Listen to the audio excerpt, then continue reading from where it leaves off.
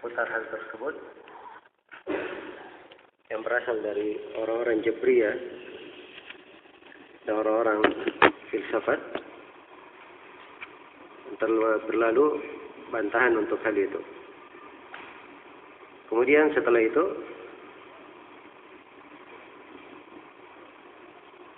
Syekh rahimahullah berkata di bait syair yang ke-36, wa qawluka lim sya'al ilahu huwa alladhi azalla uqul al-khalqi fi qa'ri khufrati fa innal majusa al-qa'ilina bi khaliqin بنفع ورب مبدع للمضرة سؤالهم عن علة السر أوقعت أوائلهم في شبهة الثانوية في شبهة ثانوية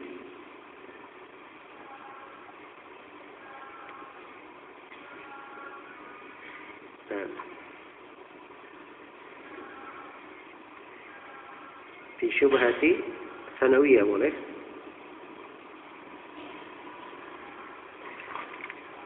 Kata beliau, wa qauluka, dan ucapan engkau, lim sya'al ilahu. Kenapa al-ilah menginginkan?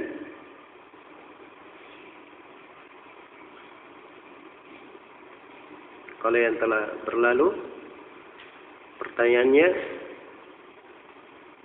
kenapa terjadi kekafiran orang kafir? Kenapa Allah menghendaki terjadinya kekafiran orang kafir dan kemaksiatan orang yang bermaksiat? Nah, di sini diuraikan bahwa bentuk pertanyaan lim sya'al ilah, kenapa al-ilah menghendaki, itu bentuk i'tiraf, dari bentuk menentang dan mengkritik Allah Subhanahu wa ta'ala. Iya. Dan pertanyaan ini huwallazi azalla uqul al-khalqi fi qa'ri khufrati. Pertanyaan yang seperti ini, inilah yang membinasakan, yang membuat akal-akal makhluk itu tergelincir, jatuh di dalam lubang neraka. Karena orang-orang Majusi, fainal majusa al-qailina bi khaliqin li naf'in wa rabbin mubdi'in lil madarrati. Karena orang-orang Majusi itu, siapa orang-orang Majusi? Itu orang yang mengatakan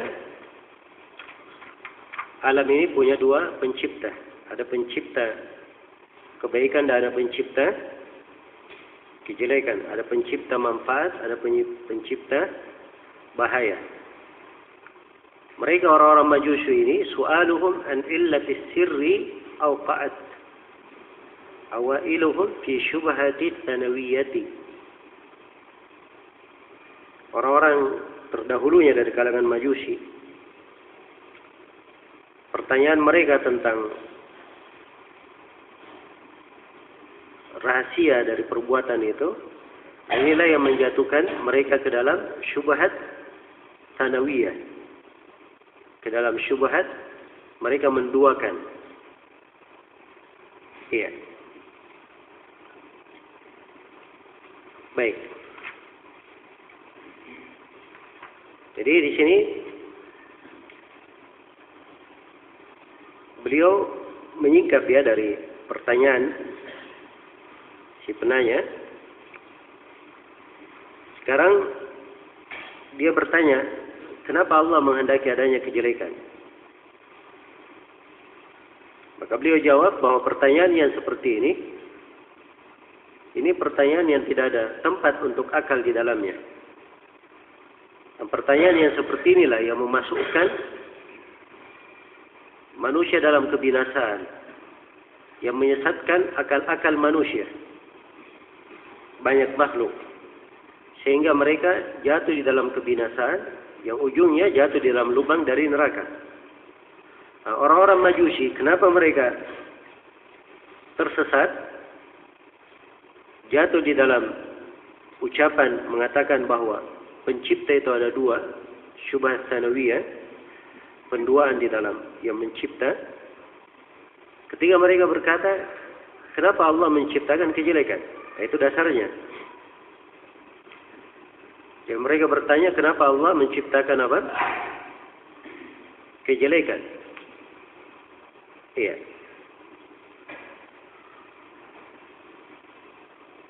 Maka tatkala mereka berkata bahwa kita wajib membersihkan Allah dari penciptaan kejelekan, mereka berkata, Maha Suci Allah menciptakan kejelekan. Akhirnya pertanyaan mereka itu yang tadinya hanya bertanya kenapa Allah menciptakan kejelekan, itu menjatuhkan mereka ke dalam bid'ah yang lebih besar. Akhirnya mereka mengatakan bahwa alam ini ada cahaya, ada kegelapan, ada pencipta kebaikan, ada pencipta apa? Kejelekan. Iya. Maka demikian pula orang-orang yang mengatakan kenapa Allah menakdirkan kepada kita adanya kekafiran, kemaksiatan, lalu kita disiksa karena berbuat kekafiran dan kemaksiatan. Maka ini pertanyaan mereka ini, inilah yang membinasakan orang-orang Majusi. Sama persis. Karena itu, pertanyaan ini yang berasal dari orang-orang Qadariyah, yang mereka mempertanyakan kenapa Allah menciptakan kejelekan, mereka mensucikan Allah dari menciptakan apa? Kejelekan. Nah, inilah orang-orang Qadariyah ini dinamakan sebagai Majusi umat ini, sebagaimana syah di dalam hadis Rasulullah sallallahu alaihi wasallam bersabda, al-qadariyatu majusiyu hadhil ummah. Orang-orang Qadariyah adalah majusinya umat ini. Iya. Karena mereka mengingkari Allah Subhanahu wa taala menciptakan kejelekan. Karena itu kata mereka, hamba kalau dia berbuat jelek, perbuatan hamba itu kehendaknya sendiri, ciptaannya sendiri, bukan ciptaan Allah. Nah, ini sama persis dengan orang-orang apa? Orang-orang Majusi. Dia buat ada dua pencipta. Iya. Baik. Dan kesimpulan syubhat mereka di sini, mereka ini menyangka bahwa ada kejelekan atau mereka ada kekeliruan di dalam memahami adanya kejelekan di dalam takdir itu. Ya, Rasulullah sallallahu alaihi wasallam ketika menjelaskan tentang keimanan kepada takdir, beliau berkata, "Wa tu'minu bil qadari khairihi wa syarrihi." Engkau beriman kepada takdir yang baik dan yang buruknya. Jadi disebut takdir itu ada yang baik dan ada yang apa? Ada yang buruk. Maksudnya bil qadari di sini bil maqdur. Engkau beriman kepada hal yang ditakdirkan, yang baik dan yang buruk. Sebab yang terbagi menjadi dua, baik dan buruk itu adalah hal yang ditakdirkan oleh Allah. Adapun perbuatan Allah sendiri menakdirkan, perbuatan Allah itu selalu baik, tidak ada kejelekannya. Perbuatan Allah selalu baik, tidak ada kejelekannya. Jelas ya? Maka ini dasar kaidah di dalam memahami. Iya. Jadi sekali lagi dasarnya di sini dalam memahami ada dua. Pertama, bahwa perbuatan Allah menakdirkan, penakdiran Allah terhadap sesuatu, semua perbuatan Allah adalah baik, tidak ada apa? Tidak ada jeleknya. Itu yang pertama. Yang kedua, bahwa yang ditakdirkan, hal yang ditakdirkan, itulah yang terbagi dua. Ada yang baik, ada yang apa? ada yang jelek. Ada yang baik dan ada yang jelek. Nah, kalau kita paham ini, maka begitu membaca hadis wa tu'minu bil qadari khairihi wa syarrihi, engkau beriman kepada takdir yang baik dan buruknya. Takdir di sini ini bermakna perbuatan Allah atau bermakna yang ditakdirkan? Hah? Bermakna yang ditakdirkan. Sebab yang ditakdirkanlah yang terbagi apa? Dua, menjadi baik atau jelek. Baik, dengan contoh akan lebih jelas. Allah menakdirkan adanya ketaatan. Ketaatan itu baik atau jelek? Hah? Baik. Allah menakdirkan adanya keimanan. Baik atau jelek? Baik. Allah menakdirkan Allah Subhanahu wa taala menakdirkan adanya orang-orang yang beriman. Itu baik atau jelek? Baik. Iya. Allah menakdirkan adanya kekufuran. Baik atau jelek? Kekufuran? Jelek. Allah celah kekufuran. Wala yarda li ibadihi al-kufur. Allah tidak ridha kekufuran terhadap hambanya. Itu ayat ya. Kefasikan baik atau jelek? Jelek. Maksiat baik atau jelek? Jelek. Wa karraha ilaikumul kufra wal fusuq wal isyan. Allah telah membuat dibenci terhadap kalian perbuatan kekafiran, kefasikan dan apa? Kemaksiatan. Iya. Baik.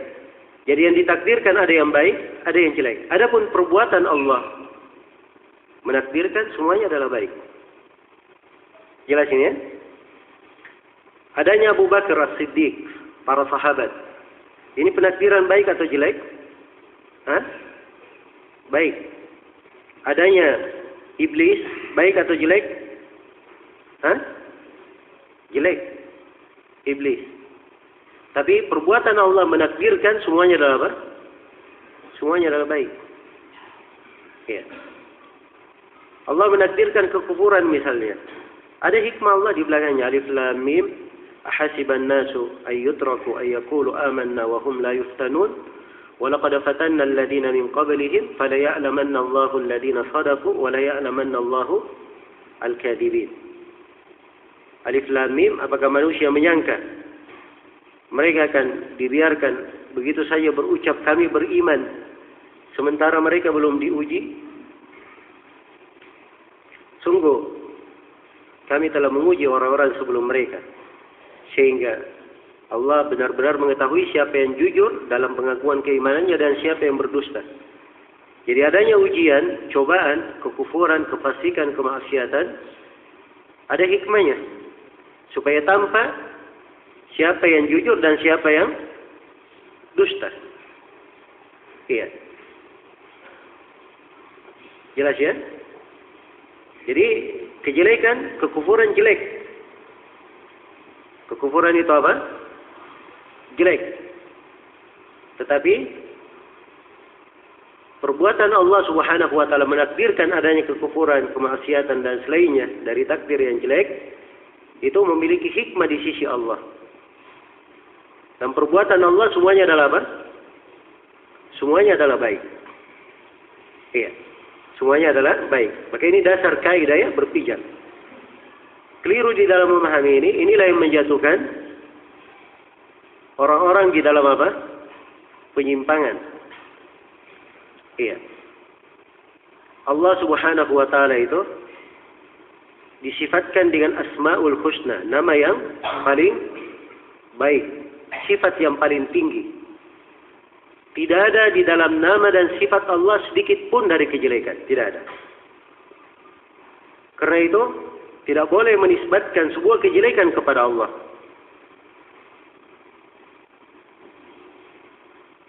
Rasulullah sallallahu alaihi wasallam dalam doa istiftah ya, berucap wasyarru laisa ilaik. Kejelekan itu bukanlah kembali kepadamu. Maka menisbatkan kejelekan kepada Allah Iya.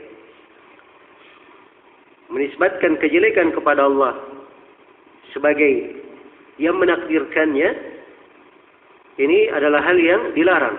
Tidak boleh menisbatkan kejelekan kepada Allah. Sebab semua perbuatan Allah menakdirkan, apa yang ditakdirkan itu baik maupun jelek, semua perbuatan Allah di dalam menakdirkan semuanya baik, tidak ada yang jelek.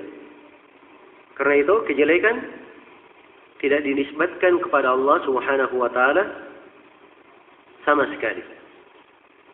Iya. Maka ini dasarnya ya. Jadi dasar kenapa kejelekan tidak boleh dinisbatkan kepada Allah banyak dasarnya. Iya. Di antaranya kandungan dari kesempurnaan Allah. Kandungan dari nama dan sifat Allah. Tidak ada kejelekan di dalamnya. Iya. Dan Allah Subhanahu wa taala mensucikan dirinya. Subhana rabbika rabbil izzati amma yasifun. Maha suci Rabbmu Rabbul Izzah dari segala sifat yang mereka sifatkan. Allah ditanzih dari segala kejelekan. Baik. Adapun sudut yang kedua bahwa yang ditakdirkan ada yang baik, ada yang jelek, itu dimaklumi. Ya, karena Allah Subhanahu wa taala telah menegakkan ketentuan dan syariatnya. Maka ada yang dicintai oleh Allah, dari yang dibenci oleh Allah. Ada yang disyariatkan untuk dilakukan, ada yang disyariatkan untuk ditinggalkan. Ada perintah, ada larangan. Iya. Maka ini tidak bertentangan. Jelas ya? Tidak bertentangan. Baik. Mungkin ada yang bertanya di sini. Nah, ini dari pertanyaan si penanya juga kandungannya. Iya. Jadi dia bertanya, kenapa Allah menghendaki sebuah perkara, terjadinya perkara, kemudian pada waktu yang sama perkara ini adalah hal yang tidak dicintai oleh Allah, tidak diridhai oleh Allah. Kenapa Allah takdirkan adanya kekafiran? Sedangkan Allah telah berfirman, وَلَا يَرْضَى لِعِبَادِهِ الْكُفُرِ. Allah tidak meridhai kekafiran untuk hambanya. Jawabannya mudah, berdasarkan yang telah lalu. Iya. Karena apa yang dikehendaki oleh Allah itu ada dua jenis. Ada yang dikehendaki pada zatnya, dan ada yang dikehendaki untuk selainnya. Jelas ya? Untuk selainnya. Jadi sholat, puasa, zakat, ketaatan itu pada zatnya dikehendaki. Iblis kenapa dicipta? Untuk hal yang lain. Dia dicipta sebagai ujian, sebagai cobaan. Ada hikmah di belakangnya untuk hal yang apa? Yang lainnya. Nah, jadi itu cara mudah di dalam memahami. Jadi suatu yang diciptakan oleh Allah, ya, dicipta oleh Allah Subhanahu wa taala untuk zatnya, inilah yang disenangi, dicintai. Dan ada yang dicipta untuk selainnya. Kadang dia jelek, tapi dicipta untuk hal yang baik. Untuk maksud dan hikmah yang agung. Iya, jelas ya? Maka ini semakin mengaitkan hubungan antara dua masalah. Jadi kalau ada yang bertanya, kenapa Allah menciptakan kejelekan, menakdirkan adanya kejelekan? Jawabannya, penakdiran tersebut ditakdirkan untuk selainnya. Yaitu, kita kembali kepada kaidah yang keenam. Allah memiliki hikmah di belakang setiap yang apa? Ditakdirkan. Iya. Dan hikmah Allah maha agung di belakangnya. Baik. Sekarang kita beri contoh misalnya. Penciptaan iblis. Iya. Iblis ini telah berlalu ucapan Syekhul Islam Ibnu Taimiyah, aslul bariyati.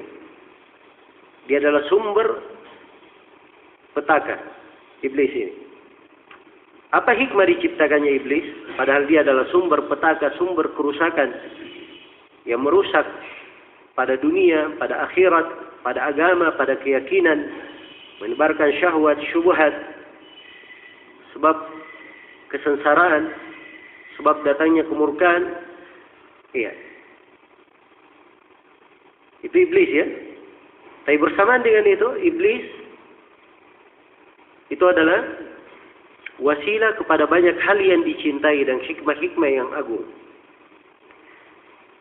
Dengan diciptakannya iblis ini tampak dari nama-nama Allah yang agung, Al-Qadir, yang maha berkuasa, yang maha mencipta, Al-Hakim.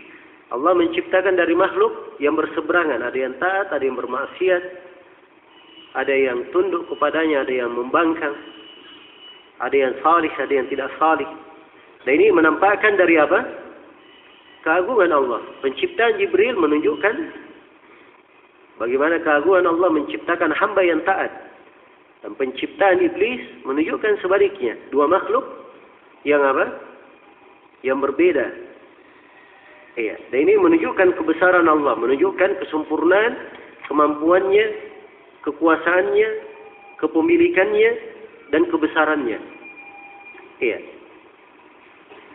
Kemudian dari hikmah diciptakannya iblis, ini untuk menyempurnakan tingkat penghambaan wali-wali Allah. Iya. Karena dengan adanya iblis ini, ada tantangan, ada mujahadah. Disitulah wali-wali, hamba-hamba Allah Subhanahu wa Ta'ala semakin naik jenjang keimanannya. Iya. Sehingga kadang ada yang di jenjang kesabaran, ada yang di jenjang ridha, ada yang naik ke jenjang syukur. Jenjang-jenjangnya bertingkat-tingkat sesuai dengan ujian dan cobaan yang dia terima. Disebabkan karena adanya syaitan iblis ini. Jelas ya? Dari situ tampak jenjang kecintaannya kepada Rabbnya, bertobat, berinabah, kembali kepadanya. Tampak jenjang jihad, berkorban untuk Allah. Bagaimana jenjang dia menghadapi syaitan, itu kelihatan. Jelas ya? Dari diciptakannya iblis, diantara hikmahnya juga tampak pengaruh dari nama-nama Allah. Kandungan dan konsekuensinya. Iya. Dialah Allah yang mengangkat, yang merendahkan, menghinakan, memuliakan. Dia maha bijaksana. Ya. Maha tawwab, memberi taubat. Ya, kalau tidak ada iblis, siapa yang bertobat? Hah? Semuanya taat, siapa yang bertobat? Tidak tampak dari pengaruh nama Allah yang maha apa? Maha memberi taubat. Jelas ya? Baik. Maka ini diantara hikmah. Kemudian diantara hikmahnya juga akan tampak nanti bagaimana keanekaragaman tabiat manusia itu. Ya. Ada yang baik, ada yang jelek. Ada yang buruk, ada yang busuk. Dan sebagainya. Ini dari pengaruh adanya iblis yang diciptai. Nah, dari adanya iblis, perbuatannya mengajak manusia kepada kekafiran, tampak tanda-tanda kebesaran Allah. Dibinasakan kaum yang mendustakan para rasul. Tampak kebesaran Allah, diselamatkannya Nabi Nuh dan kaumnya di atas perahu. Tampak kebesaran Allah Subhanahu wa Ta'ala, dibinasakannya kaum Ad. Tanpa bagaimana kebesaran Allah, dibinasakannya kaum Lut. Jelas ya? Berbagai kebesaran dan tanda keagungan Allah itu tampak gara-gara siapa? Perbuatan iblis ini. Adanya iblis sebagai ujian dan cobaan. Iya. Jadi kalau berbicara tentang hikmah itu banyak sekali. Jadi sekarang kalau ditanya iblis, kenapa dicipta iblis padahal kejelekan? Jawabannya dicipta untuk maksud yang lain. Allah memiliki hikmah di belakangnya. Memang pada zatnya iblis adalah kejelekan. Kita wajib memeranginya karena dia adalah syaitan. Kepalanya syaitan. Sedangkan Allah telah berfirman, "Inna syaitana lakum adu, fattakhiduhu aduwa." Syaitan itu bagi kalian adalah musuh, hendaknya kalian selalu menjadikannya sebagai musuh. Iya. Tapi kalau kita lihat di belakang penciptaan Allah, tampak keagungan keimanan kepada takdir ini. Besarnya hikmah Allah Subhanahu wa Ta'ala, luasnya dari kemampuannya Subhanahu wa Ta'ala. Baik.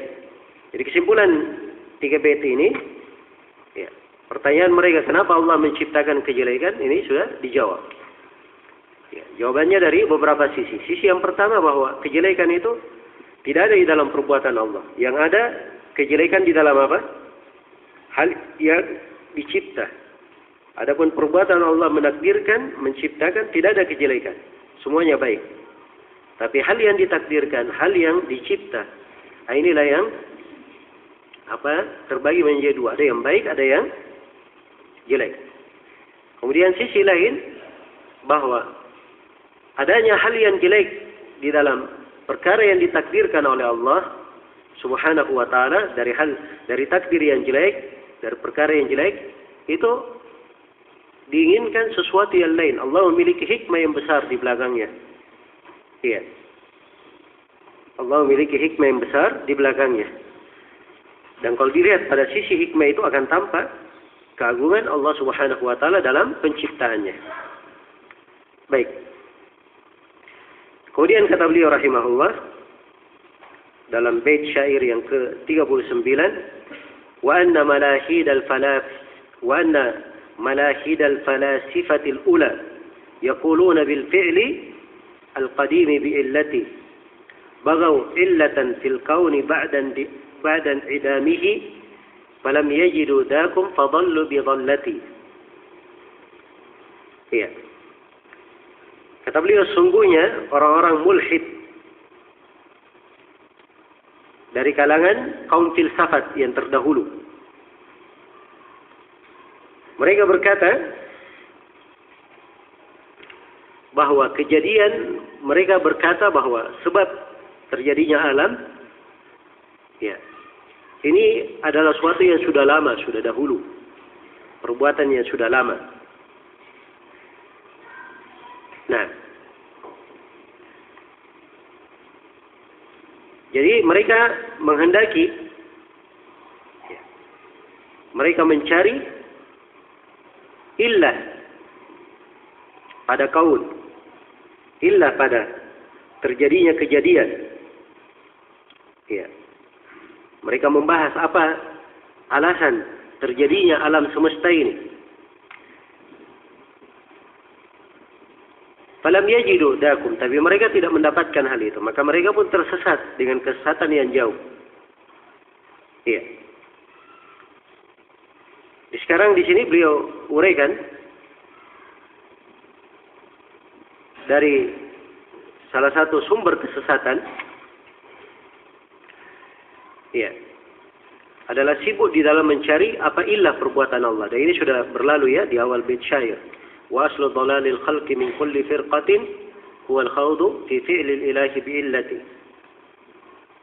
Asal kesesatan seluruh firqah yang telah menyimpang dari manusia itu karena mereka larut tenggelam membicarakan apa alasan perbuatan Allah.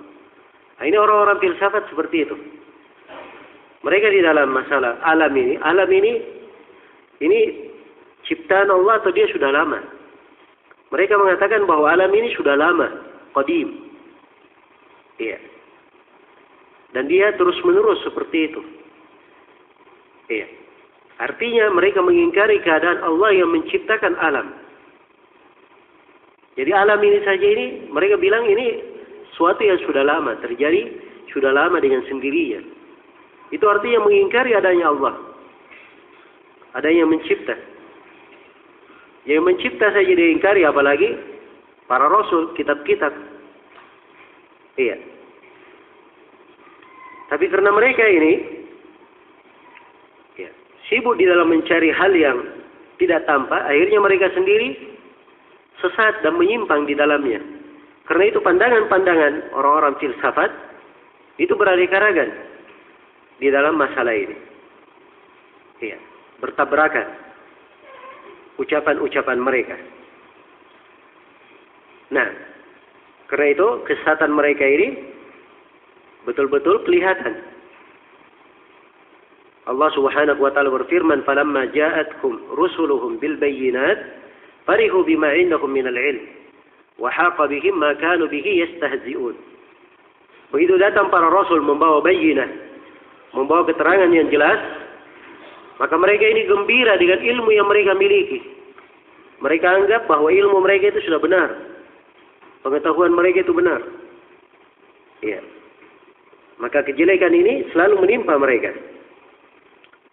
Dan ketika kebenaran itu datang, dibawa oleh para nabi dan para rasul, diingkari oleh pemikiran filsafat, itu pasti ujungnya kegoncangan.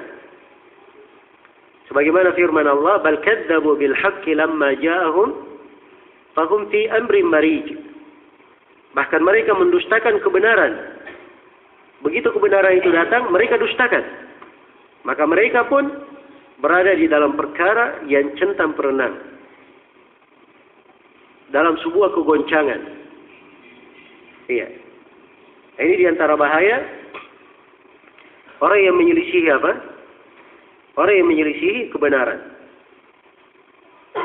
Baik, maka di sini beliau singgung tentang orang-orang filsafat yang mulhid. Mulhid itu malahida, mulhid dari kata ilhad. Ilhad itu orang yang melenceng, miring. Iya. Yang dimaksud dengan ilhad, dia menyimpang dalam keyakinan dan amalannya. Ilhad. Orang-orang filsafat, al-falasifah itu dari falsafah. Nah, ada yang mengatakan bahwa filsafat ini terdiri dari dua kata. Dia dari kalimat Yunani, dari kata filu atau dari kata fila, dan maknanya sama. Filu dan fila itu bermakna dia cinta, lebih mengutamakan. Dan potongan yang kedua dari kata sufis atau sufia, jadi filosof atau filosofia. Sufis ini atau sufia itu artinya hikmah. Jadi kalau bahasa umumnya filsafat itu adalah orang yang cinta hikmah, orang yang mencari lebih mengutamakan hikmah. Jelas ya? Itu kalimatnya. Ya, bagus maknanya, tapi bukan hikmah di dalamnya. Ya, tidak ada hikmah di dalamnya. Yang ada adalah nikmah, adab dan kesengsaraan. Waliyadzubillah. Nah, jadi orang-orang filsafat ini itu pemikirannya beraneka ragam. Ada filsafat orang-orang filosof Yunani. Nah, ini dasarnya ya, yang terkenal dengan filsafat itu.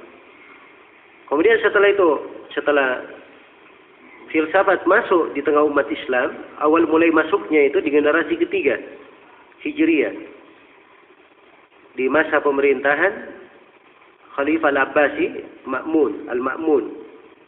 Nah, di situ mulai diterjemahkan buku-buku filsafat. Maka mulailah masuk musibah ini di tengah umat. Ya, karena bentuk dari filsafat ini kecenderungannya ini menanyakan, mencari hikmahnya, mempermasalahkan kenapa, bagaimana, kok bisa, dan sebagainya. Ya, maka ini pun masuk di tengah umat menjadi musibah dan petaka. Jelas ya? Karena itu kalau ada yang membanggakan ilmu filsafat di masa ini, itu artinya dia membanggakan kebatilan. Tidak ada kebaikannya dari filsafat. Iya. Karena itu Imam Syafi'i rahimahullah dan para imam yang lain sangat benci sekali terhadap ilmu filsafat itu. Iya. Sampai Imam Syafi'i memberi hukum terhadap orang-orang yang belajar filsafat. Kata beliau, hukumku terhadap orang yang belajar filsafat agar supaya mereka ini dipukul dengan terompa-terompa kayu. Kemudian dibawa berkeliling. Dinaikkan ke atas kendaraan, dibawa berkeliling ke kampung-kampung, ke pelosok-pelosok. Lalu diumumkan kepada manusia bahwa inilah hukuman terhadap orang yang berpaling dari Al-Quran dan Sunnah dan mempelajari apa?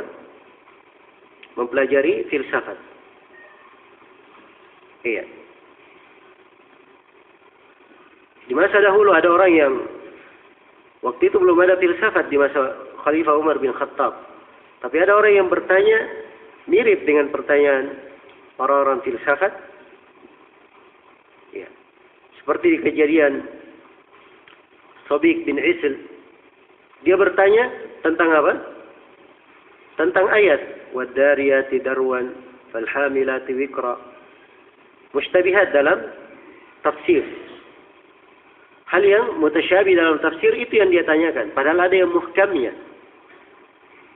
Maka ketika didengar tentang sabik ini, maka Umar pun berkata kepada gubernurnya, ya awal rombongan yang sampai ke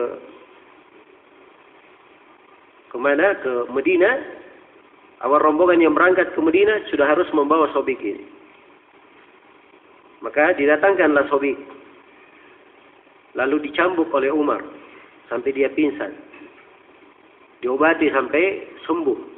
Datangkan lagi. Panggil lagi tukang cambuk. Cambuk sampai pingsan. Diobati, dipenjara, diobati. Sembuh. Datang lagi. Cambuk sampai pingsan. Penjara sampai sembuh. Dihadapkan lagi ke Umar. Umar masih panggil tukang cambuk. Kata Sobik di keempat kalinya. Dia berbicara, ya Amirul Mukminin, kalau engkau ingin membunuh saya, perbaiki cara membunuhnya. Iya. Tapi kalau engkau ingin yang di kepalaku ini hilang, maksudnya pemikirannya hilang, maka saya sekarang sudah tobat. Diterima ucapannya oleh Umar, tapi dilihat dulu buktinya.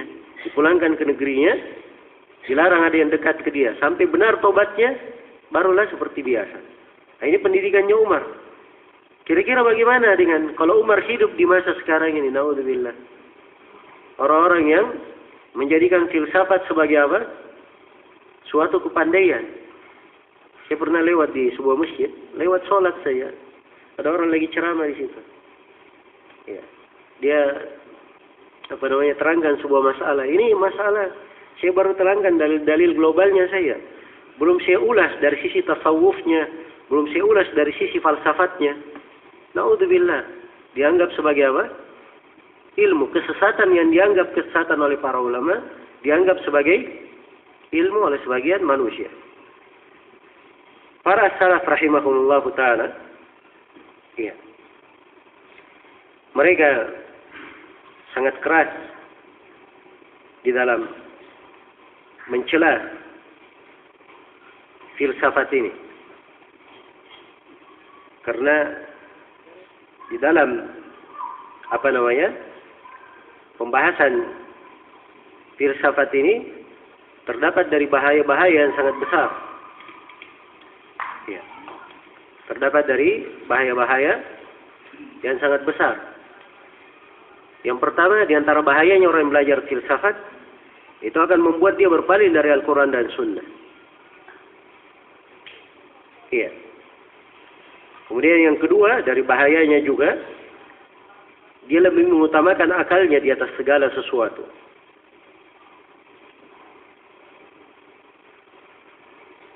Nah,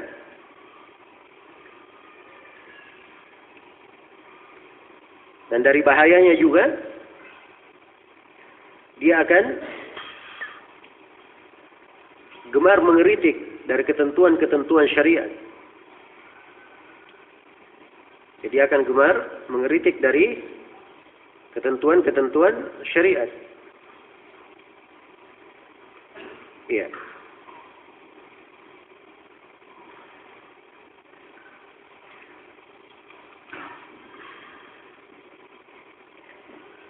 Itu diantara bahayanya.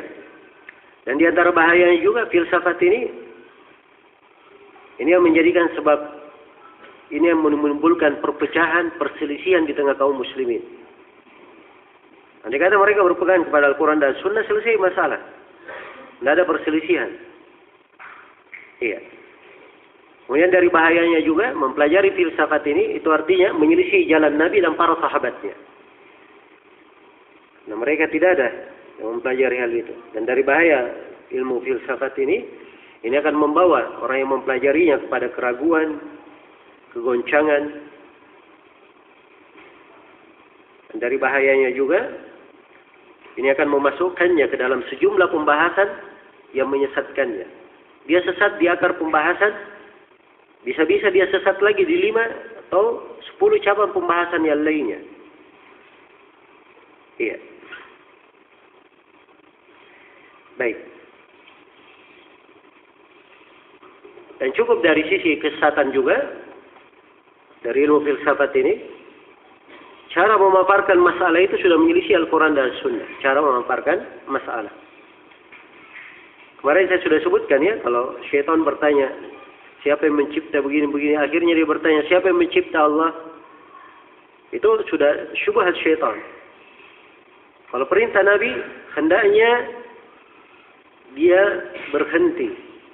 Dia berkata, a'udzubillahi minasyaitonir rajim, kemudian dia berkata, saya beriman kepada Allah, dan dia berhenti. Itu perintah Nabi.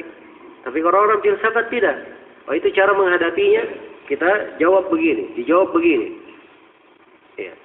Ini artinya dia buat jalan sendiri. Selain jalan yang dituntunkan oleh Rasulullah Sallallahu Alaihi Wasallam. Karena itu ilmu ini ilmu yang sangat berbahaya. Nah, kemudian kata Syekhul Islam, wa inna mabadi asy-syarri fi kulli ummatin dawi millatin maimunatin nubuwati bihawdihimu fidakum saru bihawdihimu fidakum sara syirkuhum wa jaa durusul bayyinati bi fatrati. Iya. Kemudian kata beliau rahimahullah, sesungguhnya pokok-pokok kejelekan pada setiap umat, benih-benih kejelekan pada setiap umat yang punya agama maimunah, agama yang berkah, nubuah yang berdisbat kepada Nabi. Maksudnya di seluruh agama yang merupakan agama para Nabi dan para Rasul, sebab penyimpangan itu karena mereka larut bi khawdihimu, mereka larut fidakum, di dalam membicarakan illah, apa hikmah, apa alasan penciptaan Allah. Sara syirkuhum, terjadilah kesyirikan mereka karena itu. Wajah durusul bayyinati bi fatrati, dan hilanglah di masa fatrah sirna atau tenggelam dari bayyinah itu. Nah, dimaklumi ya bahwa dari masa kenabian ke nabi berikutnya itu kadang diselingi dengan waktu fatrah, masa jahiliyah. Tidak tampak lagi syariat. Ya, hilang dari bayyinah. Maka diutuslah Nabi dan Rasul setelahnya. Ya. Kecuali di umat Islam ini. Umat Islam ini kebenaran selalu tampak.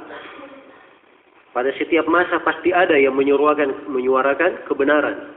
Tidak mungkin sirna. Iya. Dan ini dari keistimewaan umat Islam. Baik. Jadi sekarang beliau uraikan di sini sebab penyimpangan dari umat-umat yang menyimpang. Kalau sebelumnya di bait syair yang di awal-awal pertemuan, beliau berkata wa aslu dalalil khalqi min kulli firqatin huwa al-khawdu fi fi'lil ilahi bi illati.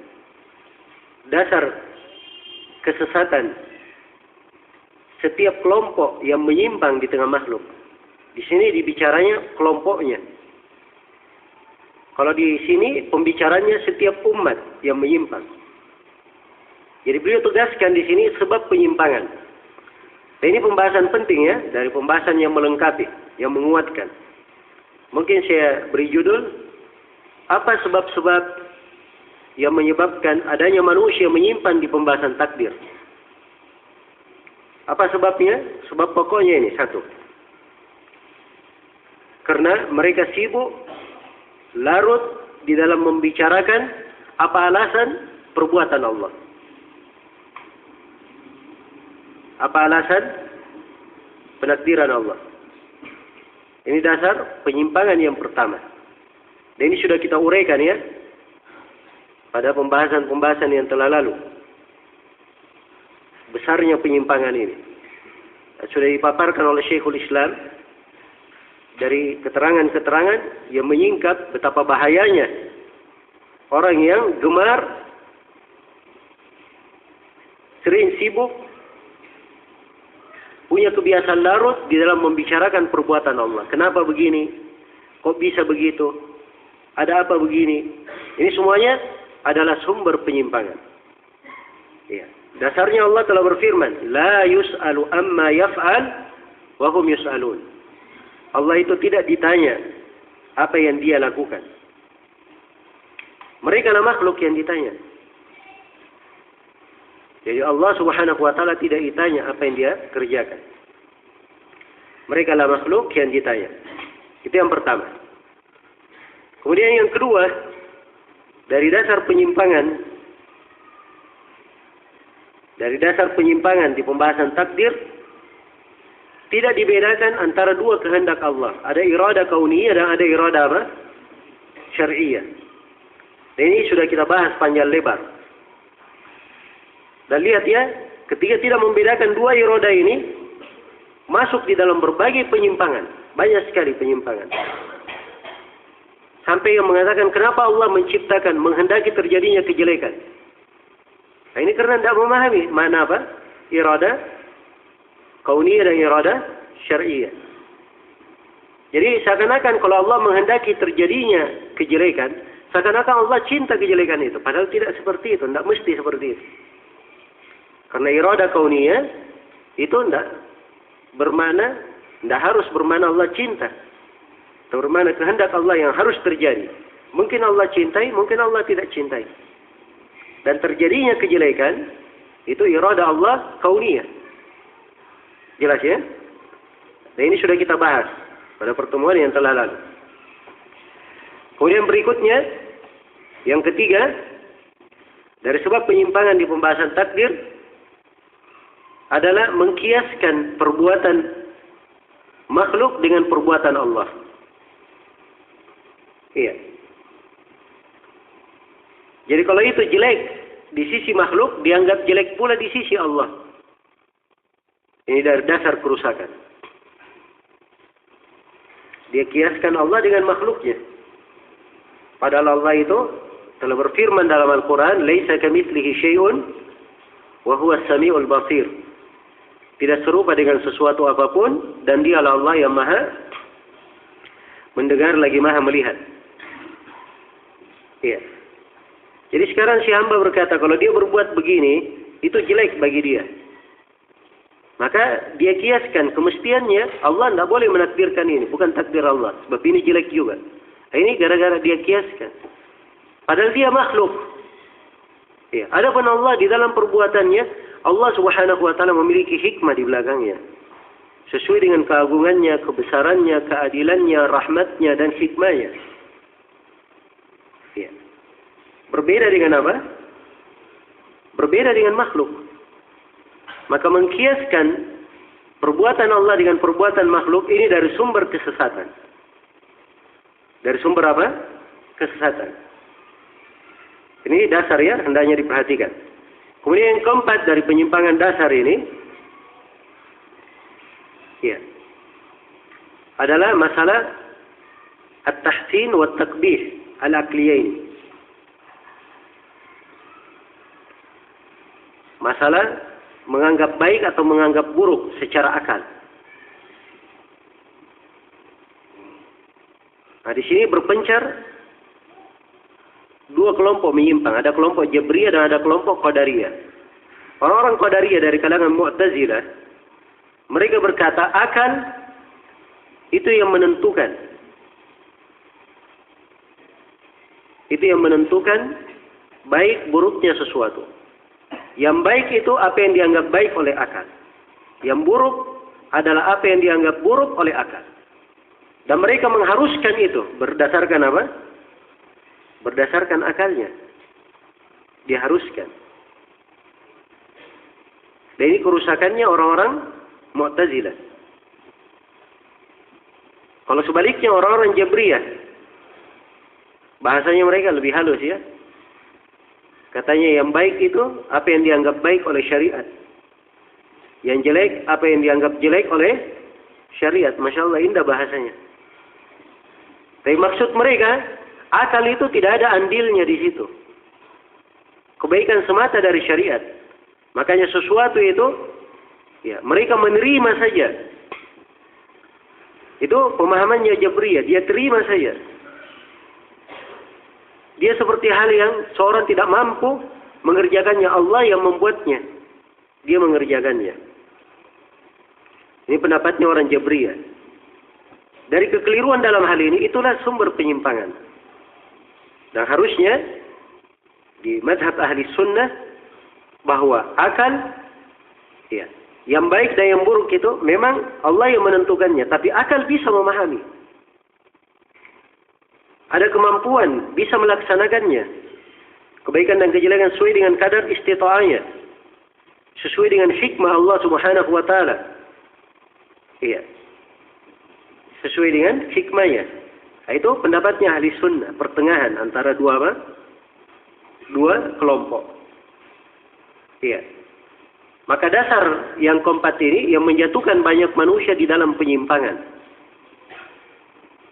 Dia jatuhkan manusia di dalam penyimpangan. Jadi ini 4 sumber penyimpangan di pembahasan takdir. Jangan sampai ada yang masuk di dalamnya. Jelas ya? Hendaknya dia menjauhinya. Baik. Kemudian kata beliau, وَيَكْفِيكَ نَقْضًا أَنَّ مَا قَدْ سَأَلْتَهُ مِنَ الْعُذْرِ مَرْدُودٌ لَدَى كُلِّ فِطْرَةٍ. Ya, dan cukuplah sebagai bantahan yang menghancurkan hujjah kamu, wahai orang yang bertanya, bahwa apa yang kamu tanyakan dari udur, dari alasan, itu ditolak pada setiap orang yang punya fitrah. Ya, sekarang kamu yang bertanya, orang yang bertanya, ya, dia kan kasih udur. Saya sekarang kenapa kafir? Kasih saya udur. Kenapa saya kafir? Itu sudah ditakdirkan. Kenapa saya berbuat maksiat? Karena Allah sudah takdirkan saya berbuat maksiat. Makanya harusnya saya tidak disalahkan, sebab itu adalah takdirku. Nah, ini syubhat mereka. Syekhul Islam di sini masuk menjelaskan syubhat pertanyaan berhujjah dengan takdir untuk kemaksiatan. Iya. Dan ini umumnya yang dilakukan oleh orang-orang Qadariyah al-Musbitah, Qadariyah al-Mujabbirah, dari kalangan Jabriyah. Jadi kalau jatuh dalam dosa, maksiat, oh ini kan sudah ditakdirkan terhadap saya. Dia berhujjah dengan takdir terhadap dosa dan maksiat. Bagaimana cara membantah orang yang berhujjah dengan takdir ini? Ya, Ibnu Taimiyah rahimahullah mulai, ya sebenarnya bantahannya dibantah dari Al-Quran, dari Sunnah, dari Hadis, dari Fitrah. Tapi cukup kata Ibnu Taimiyah yang membantah, yang menghancurkan hujjah kamu berhujjah dengan takdir. Cukup yang menghancurkannya bahwa kamu berhujjah dengan takdir itu bertentangan dengan fitrah. Cukup itu. Menghancurkan dari pemahamanmu. Kok bisa? Sekarang beliau uraikan sisi-sisinya. Kata Ibnu Taimiyah, "Fa anta tu'ibu at-ta'irina jami'ahum 'alaika wa tarmihim bi kulli madammati." Kamu mencela seluruh orang yang mencela kamu. Ya. Dan kamu lempar mereka dengan segala cercaan. Jadi kalau ada yang cela dia, ada yang menghujat dia, ada yang memburukkan dia. Ya. Jelas ya, ada misalnya mencela dengan bahasa naudzubillah, bahasa yang tidak baik, bahasa kotor misalnya. Atau dia berkata kamu ini anak zina misalnya. Atau berkata begini dan begitu. Apa yang dia lakukan?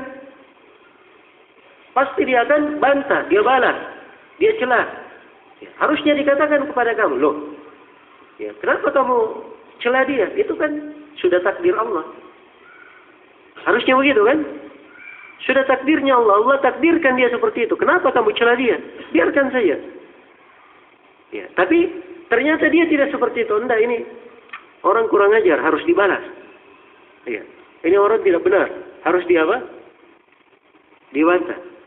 Nah, berarti dia sendiri yang secara fitrah sudah apa?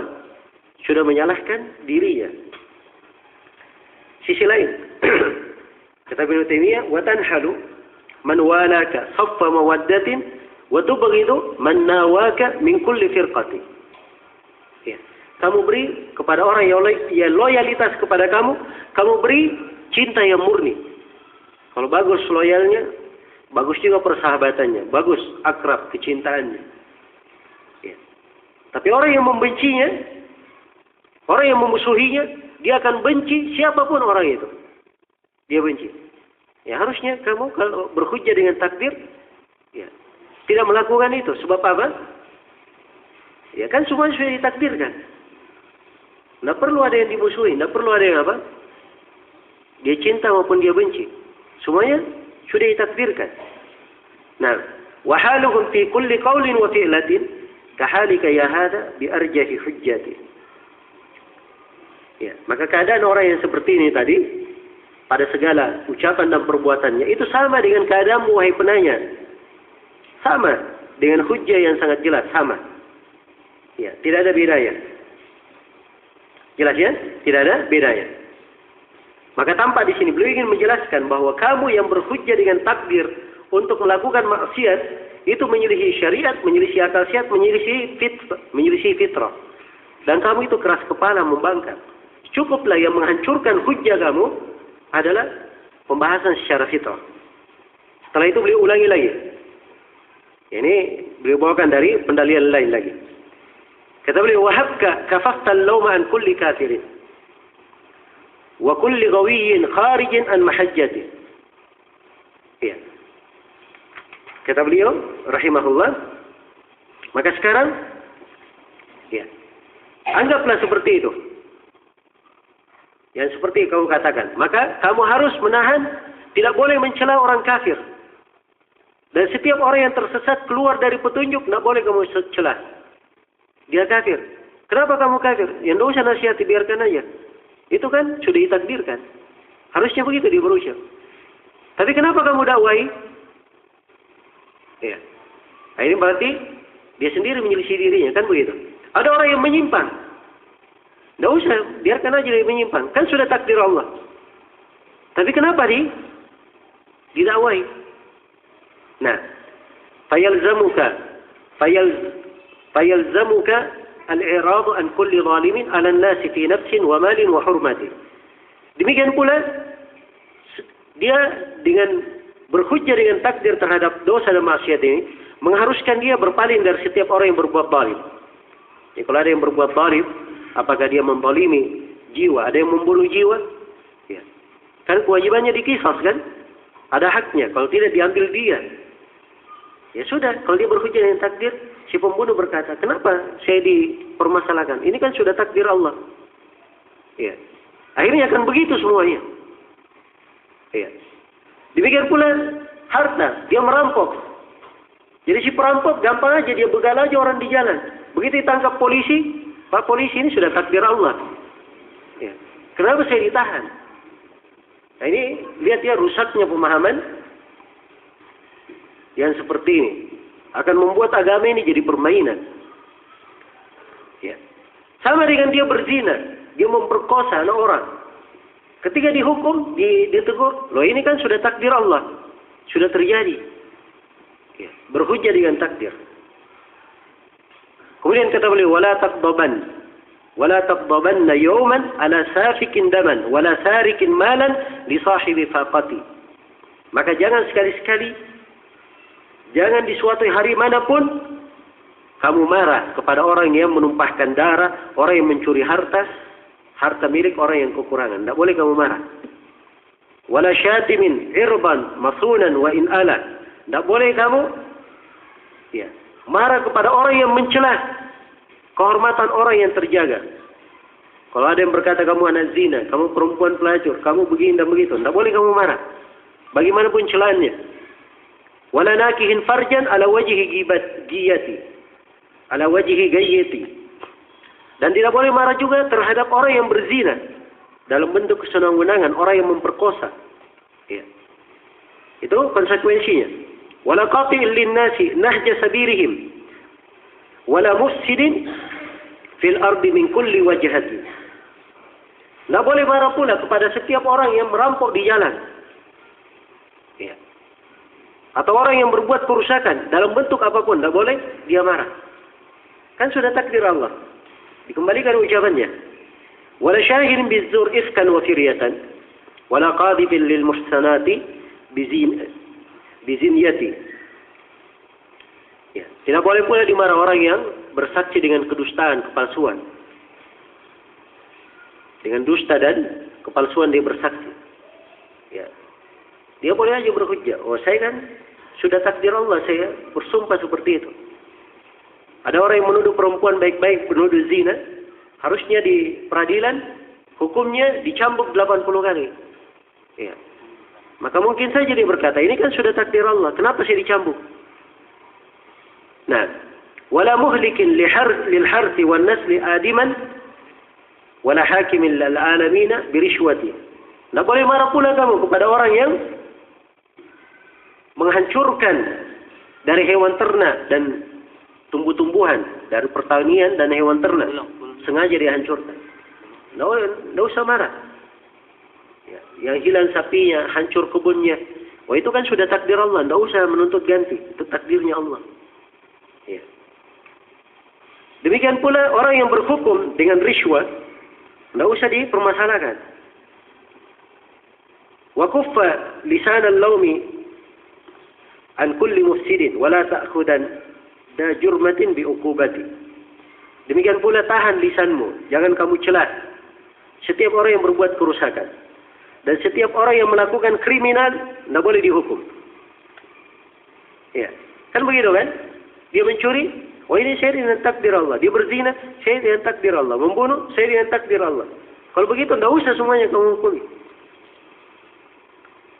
Wasahil sabilal kadhibina ta'ammudan ala rabbihim min kulli ja'in bi firyati. Demikian pula mudahkan jalannya para pendusta yang sengaja berdusta atas nama Allah. Ya, kalau ada yang sengaja berdusta atas nama Allah, berdusta atas nama Rabbnya, sudah mudahkan saya. Oh biarkan, nah, itu kan sudah takdir Allah. Dia ini berdusta. Naudzubillah ya. Ini konsekuensi. Ya, semuanya. Dari ucapannya berhujjah dengan takdir terhadap maksiat, ini konsekuensinya.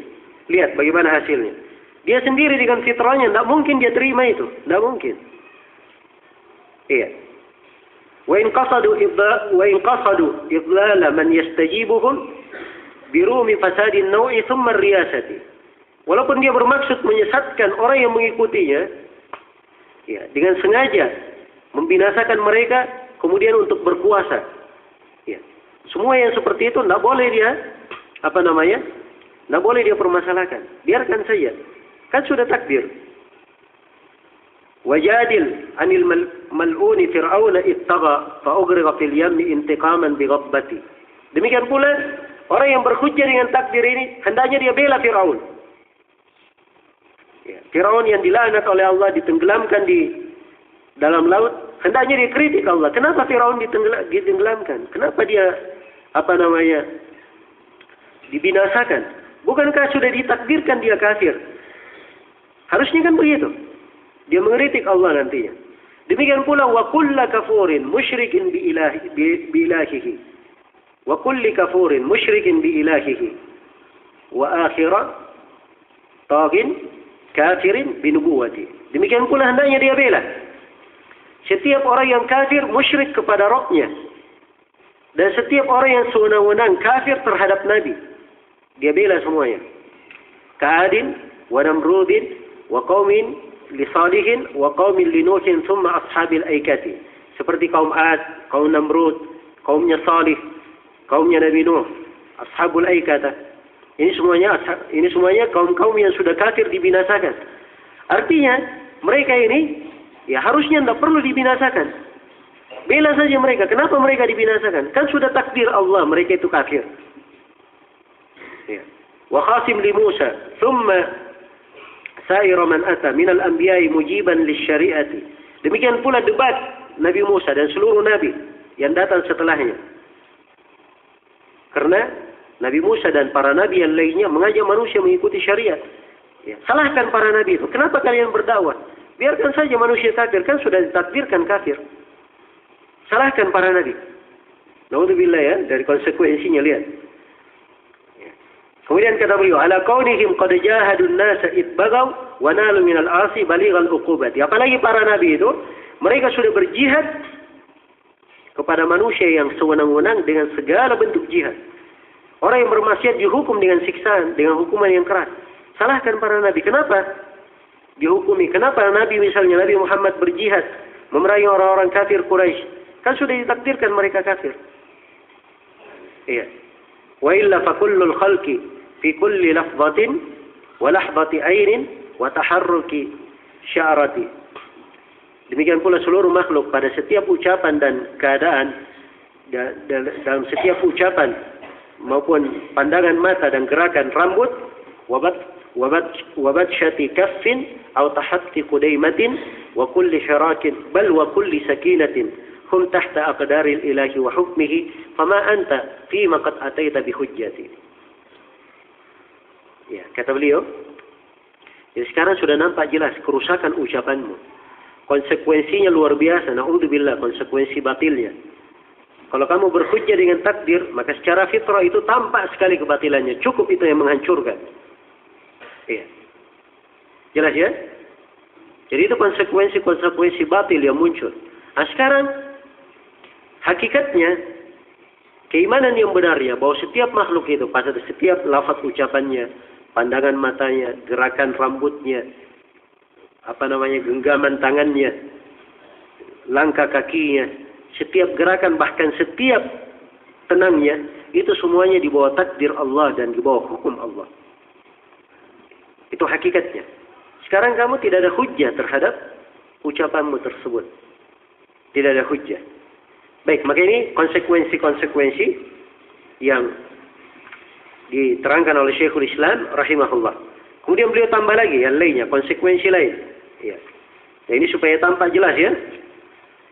Kata beliau, wahabka rafa'at al-lawm an kulli fa'ilin fi ala radan tardan li hadhihi al-maqisati fahal yumkinan raf'ul malami jami'ihi anin nasi turran inda kulli qabihati wa tarku uqubati alladhina qad i'tadaw wa tarku al-wara al-insafa baina ar-ra'iyati fala تضمنن نفس ومال بمثله ولا يعقبن عاد بمثل الجريمة وهل في عقول الناس أو في طباعهم قبول لقول النسل ما وجه الحيلة.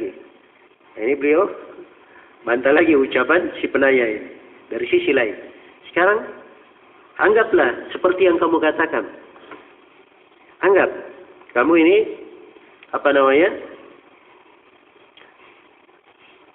seperti yang kamu katakan bahwa kamu ini kafir sudah dengan takdir Allah.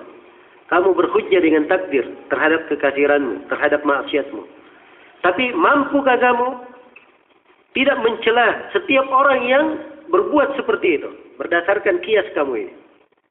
Jadi kalau berdasarkan kias kamu, kaidah kamu, artinya setiap perbuatan yang semisal dengan itu, mampukah kamu tidak mencelanya? Tidak mungkin itu. Pasti dia akan mencela. Ada saja sesuatu. Ya.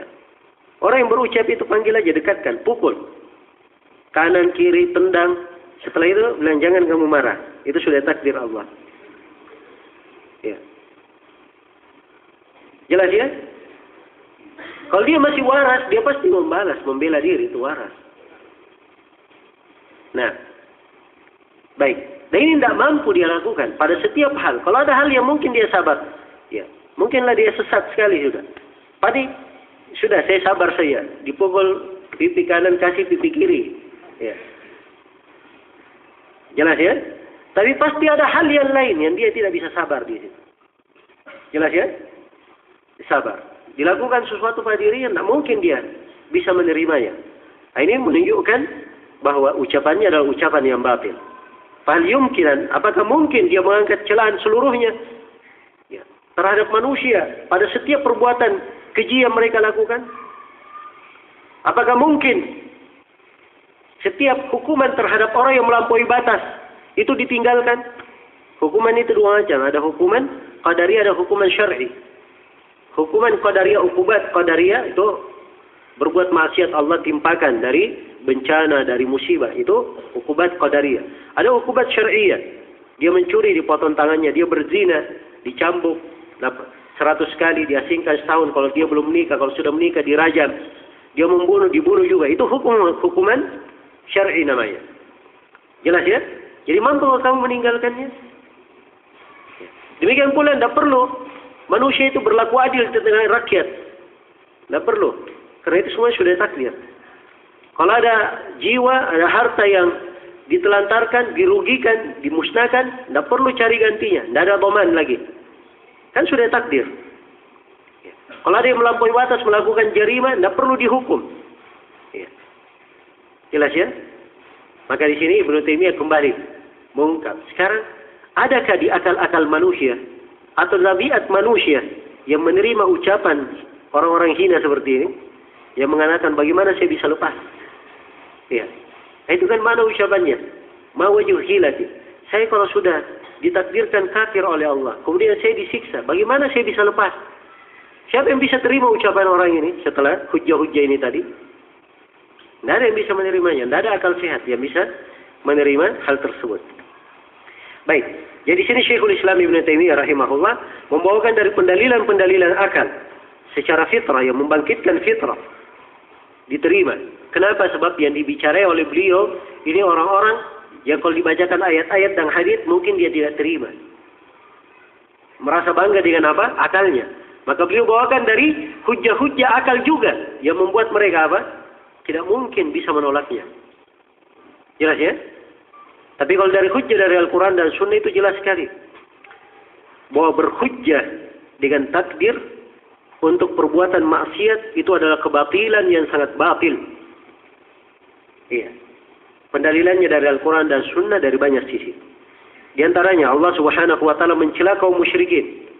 Sayaqulu alladziina asyraku law syaa'a Allahu ma asyrakna wala abauna wala harramna min syai'. Kadzalika kadzdzaba alladziina min qablihim hatta dzaqu ba'sana. Orang-orang yang berbuat kesyirikan akan berkata, andai kata Allah berkehendak, kami dan ayah-ayah kami tidak akan berbuat kesyirikan dan kami tidak akan mengharamkan sesuatu apapun. Iya, perhatikan ya, kaum musyrikin berhujjah dengan apa? Takdir. Andai kata hujjah mereka ini benar, maka tidak ada ayat setelahnya. Sebab ayat setelahnya Allah berfirman, demikianlah orang-orang itu, orang-orang sebelum mereka juga mendustakan hal yang sama. Sehingga mereka semua mendapat siksaan dari kami. Andai kata hujjah mereka benar, tidak mungkin mereka disiksa. Maka ini menunjukkan berhujjah dengan takdir terhadap perbuatan maksiat itu adalah hal yang dimurkai oleh Allah sebab datangnya siksaan. Sebab datangnya siksaan. Sisi yang pertama. Sisi yang kedua, Allah berfirman, rusulan mubasysyirin wa mundirin li'alla yakuna lin-nasi 'ala Allahi hujjatun ba'da ar-rusul. Allah telah mengirim para rasul, memberi kabar gembira, memberi peringatan, supaya tidak ada hujjah lagi terhadap manusia, tidak ada hujjah lagi bagi manusia terhadap Allah setelah diutusnya para rasul. Ya, para rasul sudah diutus menerangkan segala kebaikan, menjelaskan segala kejelekan. Ya. Kabar gembira sudah diterangkan, peringatan sudah diterangkan. Nah, untuk apa semua itu? Supaya tidak ada hujjah lagi bagi makhluk. Jangan lagi ada yang berhujjah, ini sudah ditakdirkan. Tidak ada lagi berhujjah seperti itu. Rasul sudah menjelaskan kepada kalian jalan yang benar, jalan yang salah. Kalian sendiri yang memilih jalan yang salah. Kalian sendiri yang memilih kekafiran, kemaksiatan, dosa. Salahkan diri kalian sendiri. Jelas ya? Baik, ini sisi pendalilan yang lain. Sisi pendalilan yang ketiga, Allah berfirman, fattaqullaha mastata'tum. Bertakwalah kalian sesuai dengan kemampuan kalian. Dan Allah berfirman, la yukallifullahu nafsan illa wus'aha. Allah tidak membebani seorang kecuali sesuai dengan apa? Kemampuannya. Menunjukkan bahwa ketentuan syariat itu selalu di batas kemampuan. Selalu di batas kemampuan. Tidak ada hal yang di luar kemampuan hamba. Iya. Karena itu tidak boleh dia berhujjah. Kenapa saya dihukumi? Padahal saya ditakdirkan kafir, sedangkan saya dihukum padahal Allah telah menakdirkan saya kafir. Ini tidak bisa dia berhujjah. Karena dia punya kemampuan untuk beriman. Punya kemampuan untuk tidak kafir. Ketika dia tetap kafir, maka itu kesalahan dari siapa? Dari diri dia sendiri. Maka ini menunjukkan batilnya berhujjah dengan apa? Dengan takdir. Iya. Andai kata berhujjah dengan takdir itu adalah boleh, maka penduduk neraka di dalam neraka itu sudah berhujjah dengan takdir. Dalam Al-Quran dikabarkan ya ucapan penduduk neraka. Rabbana ghalabat alaina shiqwatuna, wahai Rabb kami berada di dalam neraka ini karena kesewenang-wenangan kami itu yang mendominasi kami. Diakui dosanya. Ya. Di penduduk neraka juga berkata, "Lau kunna nasma'u na'qilu ma kunna fi ashabil jahim," atau fi ashabis sa'ir. Andai kata kami ini mendengar dan berakal dahulu ketika hidup, kami tidak akan menjadi penghuni neraka. Ada lagi yang berkata ketika di neraka, "Lam nakum minal musallin, wa lam nakun nut'imul miskin." Kami dulu bukan orang yang sholat, tidak memberi makan orang miskin. Itu disebut semua dosanya. Diakui dosanya di mana? Dalam neraka. Penduduk neraka saja tidak ada yang berkata, "Ya Allah, kenapa saya disiksa? Kan sudah ditakdirkan saya berbuat dosa." Tidak ada yang berhujjah seperti itu penduduk neraka. Kok bisa orang-orang Qadariyah lebih jahat daripada apa? Penduduk neraka ini. Nah, perhatikan ya dari sisi kebatilan mazhab mereka. Baik. Dan banyak lagi ya sisi-sisi lain kalau di ini kan. Apalagi kalau dilihat dari dasar pokok syariat ini. Ya, di dalam syariat ini disyariatkan istighfar, taubat, berjihad, amar ma'ruf, nahi mungkar, ibadah-ibadah yang agung, dari sabar, dari ridha dan sebagainya. Tidak ada lagi gunanya syariat itu semuanya. Kalau dikatakan, sudah, saya berhujjah dengan takdir, saya berbuat maksiat karena takdir Allah. Tidak ada lagi syariat itu. Maka ini ucapan, betul-betul ucapan yang sangat apa? Ucapan yang sangat mengerikan. Na'udzubillah. Iya. Baik. Di sini ada syubhat mereka. Ada satu syubhat mereka. Mereka berkata, bukankah Nabi Adam berhujjah dengan takdir? Iya. Karena ada hadis. Ada hadis bahwa Nabi Adam dan Nabi Musa berdebat. Adu argumen. Nabi Musa berkata kepada Nabi Adam, "Wahai Adam, engkau yang menyebabkan kami ini, atau karena dosamu lah kami dikeluarkan dari sorga." Dikeluarkan dari sorga. Maka Nabi Adam berkata kepada Nabi Musa, "Wahai Musa, engkau ini Nabi dipilih oleh Allah dengan risalahnya, dengan kalamnya. Setelah itu engkau mencela saya terhadap sebuah takdir yang Allah telah takdirkan terhadapku sebelum saya diciptakan." Maka Nabi berkata, Nabi Adam telah mengalahkan Nabi Musa. Jadi Nabi Adam berhujjah dengan apa? Berhujjah dengan takdir. Mereka katakan ini dalil kami. Nabi Adam berhujjah dengan apa? Takdir. Dan ini keliru. Ya, pemahaman mereka. Nabi Adam di sini berhujjah dengan takdir dalam permasalahan apa? Dalam permasalahan musibah yang menimpa. Kan Nabi Musa bukan mencela Nabi Adam terhadap apa? Terhadap dosa Nabi Adam. Ini gara-gara dosamu Nabi Adam. Iya. Karena kami yang berbuat dosa kami dikeluarkan. Tidak. Karena dosa engkau Nabi Adam, kami dapat musibah dikeluarkan dari apa? Sorga. Jadi Nabi Musa mencela Nabi Adam terhadap musibah yang menimpa. Ya, karena engkau Nabi Adam kita kena musibah. Musibahnya apa? Dikeluarkan dari sorga. Maka karena Nabi Adam ya dihujat karena musibah, dia berdalilkan dengan apa? Takdir. Musibah itu sudah ditetapkan oleh Allah. Terjadi sebelum apa? Saya dicipta. Jadi bukan Nabi Adam, bukan Nabi Musa menghujat dosa yang dia kerjakan. Kenapa kamu berbuat dosa? Itu tidak mungkin. Sebab Nabi Adam itu sudah ditakdirkan berbuat dosa. Kemudian yang kedua Nabi Adam sudah diampuni dosanya oleh Allah. Kenapa dikritik lagi oleh Nabi Musa? Itu tidak mungkin dilakukan oleh Nabi Musa. Jelas ya? Karena itu dari prinsip ahli sunnah, berhujjah dengan takdir itu boleh di dalam masalah apa? Pada musibah yang menimpa. Kalau orang kena musibah, dikatakan, oh ini sudah takdir Allah. Qaddarallahu wa ma syafa'al. Itu sudah takdir Allah dan Allah menakdirkan apa yang dia kehendaki. Tapi di dalam dosa dan maksiat, tidak boleh berhujjah dengan apa? Tidak boleh berhujjah dengan takdir. Itu kaidahnya. Jadi saya simpulkan ya, bahwa dari prinsip pokok ahli sunnah, berhujjah dengan takdir itu boleh kalau apa? Pada musibah yang menimpa.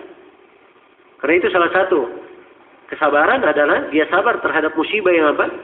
Menimpa. Dia beriman bahwa itu sudah takdir Allah. Ya. Adapun pada dosa dan maksiat tidak boleh berhujjah dengan apa? Dengan takdir, sebagaimana yang telah diterangkan. Baik, selesai pembahasan ini ya. Nah, dan di sini saya ingin ingatkan ya secara global, apa namanya? Baik, masih ada satu pembahasan di sini, kita selesaikan dulu.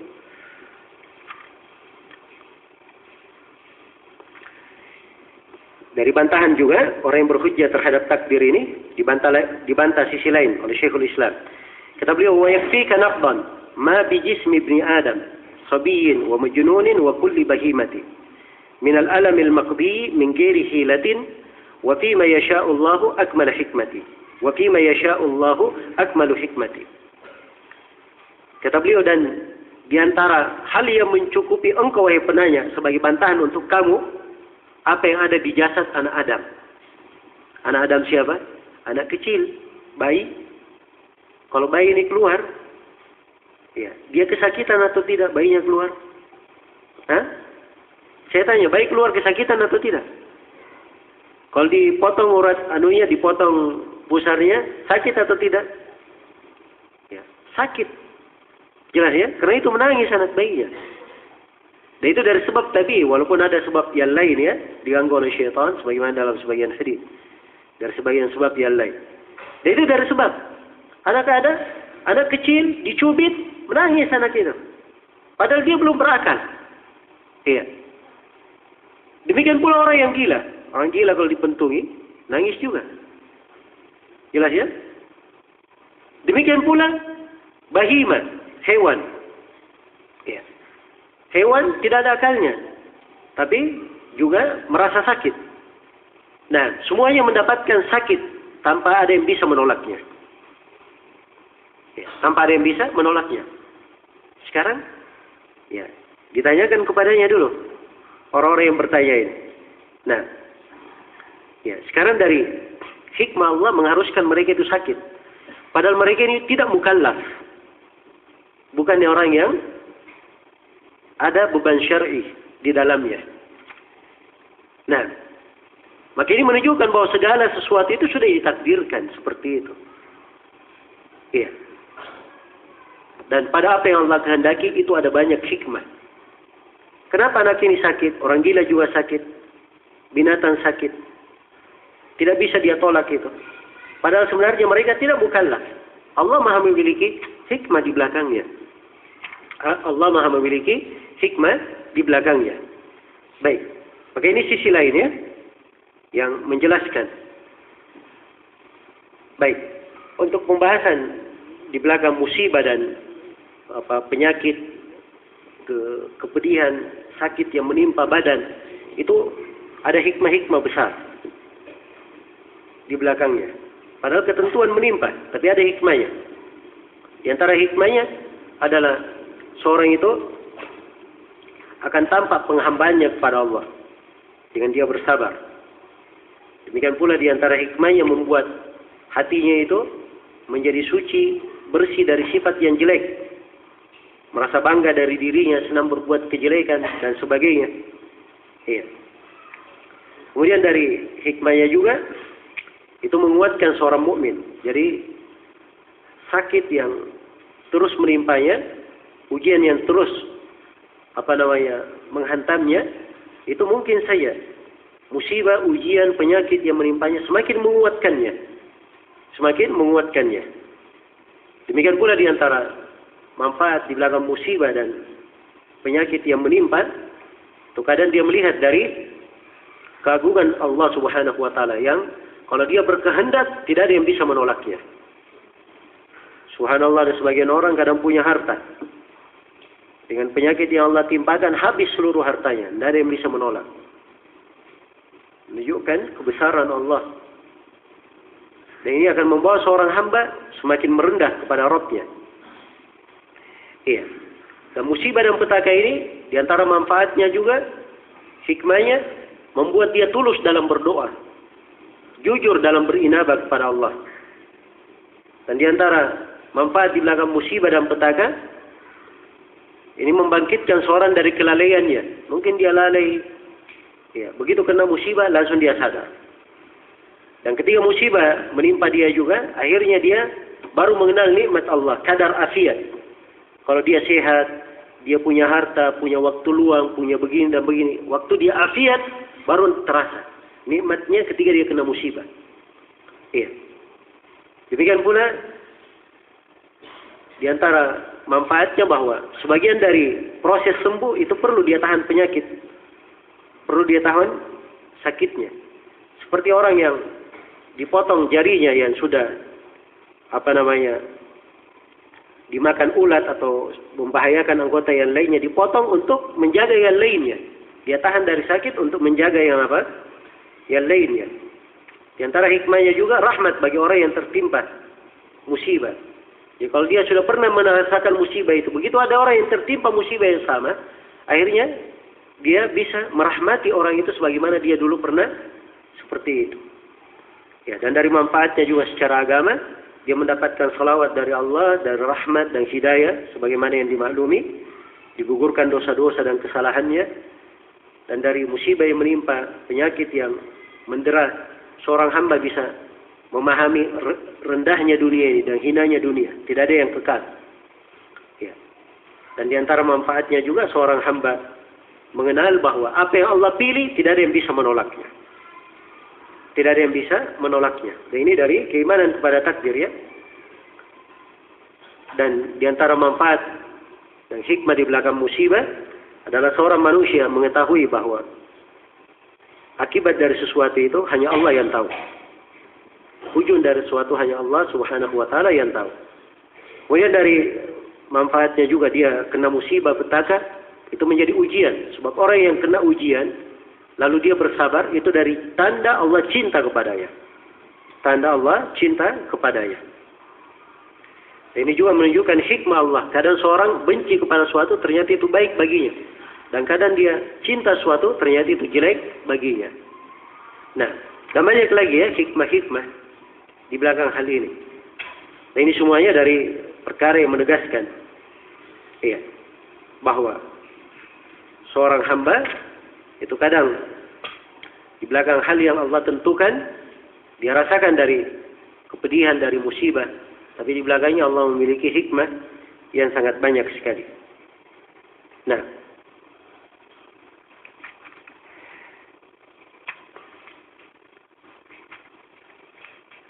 baik, saya kira sampai sini dulu.